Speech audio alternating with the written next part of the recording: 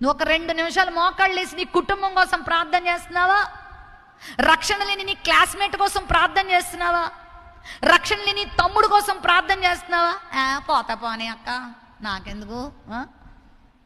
రేపొద్దుట వాడు నరకంలోకి వెళ్ళి గిలగలా కొట్టుకుంటూ, అయ్యో నాకెవరు చెప్పలేదే, నా కొరకు ఎవరు కన్నీరు కార్చలేదా అని వాడు ఏడుస్తూ ఉంటే నువ్వు సంతోషంగా ఉండగలవా పరలోక రాజ్యంలో? కన్నీరు కార్చి, అయ్యా అయ్యా నా ఇంట్లో ఇంకా సినిమాలు చూస్తూ షికారులు చేస్తూ లోకానుసారంగా తిరుగుతున్న నా అక్కను మార్చు, నా చెల్లిని మార్చు, మా ఇంటి పక్కల్ని మార్చని కన్నీటితో ప్రార్థన చేస్తున్నావా? జాన్ హెడ్ అనే భక్తుడు మోకాళ్ళేసి ప్రార్థన చేస్తూ గంటలు గంటలు గంటలు మోకాళ్ళు ఎండిపోయేవి. ఆ మోకాళ్ళు ఒక చెక్కల్లాగా రాతిలాగా తయారైపోయావంట.